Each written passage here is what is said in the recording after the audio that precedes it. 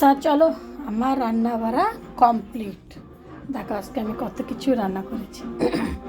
আজকে আমার রান্না বাড়া কমপ্লিট। চলো কি কি রানবো সে তো তোমাদেরকে বলেছি।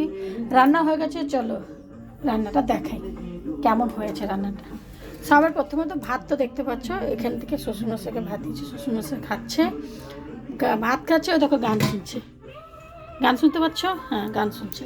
তারপরে কী রান্না করেছি দেখো, এই যে পালং শাক ছেলের জন্য উঠে রেখেছি। আমাদের পালং শাকে ধনেপাতা দিয়েছি, ছেলে ধনেপাতা খাবে না, ওর জন্য আলগা করে উঠিয়ে রেখেছি। তারপরে আমাদের পালং শাক, আমাদের পালং শাকে ধনেপাতা দিয়েছি, ছেলে খাবে না ওই জন্য উঠে আমাদেরটা ধনেপাতা দিয়েছি। তারপরে কি রান্না করছি চলো। তারপরে এই দেখো করলা বলো উচ্ছে বলো ভাজা করেছি, আর হলো মাছের তেল।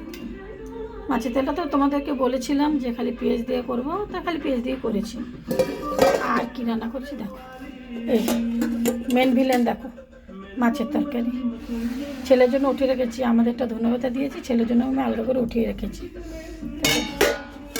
আমাদের চলে আসলো মাছের তরকারি। ওগুলো সব সাইড হিরো ছিল, এই যে মেন হিরো চলে এসছে। এই যে আমাদের মেন হিরো, লাল লাল ঝাল ঝাল আলু দিয়ে ছিম দিয়ে মাছের তরকারি, উপরে ধনেপাতা দিয়েছি, আর মশলা কিছু দিইনি, জিরে আর লঙ্কা দিয়েছি, আর একটা টমেটো দিয়েছি। তাই দেখো কালারটা কত সুন্দর হয়েছে। আমার লাল লাল ঝাল ঝাল মাছের তরকারিটা কীরকম হয়েছে নিশ্চয়ই কমেন্টে জানাবে। এগুলা সব হলো সাইড হিরো, এ হলো আমাদের মেন হিরো। তা মেন হিরোকে কেমনি লাগলো নিশ্চয় কমেন্টে জানাবে। আর খাওয়ার সময় আবার বলবো কেরম হয়েছে, খেয়ে বলবো কেরম হয়েছে। ভালোই হয়ে থাকবে, আমি নুনটা চাকছিলাম, ভালোই হয়েছে। তা চলো ততক্ষণে রাখি, টাটা বাই বাই। এখনও যেন আমি রান্না করবো, এখনও রান্না হয়ে গেছে, এতক্ষণ আমার গ্যাসও পোছা হয়ে গেছে, সব কাজ হয়ে গেছে। এখন আমি কাচতে যাব। কেন বলো তো, আমাদের মেশিনটা ওয়াশিং মেশিনটা খারাপ হয়ে গেছে, শুকায় কিন্তু কাঁচা হয় না।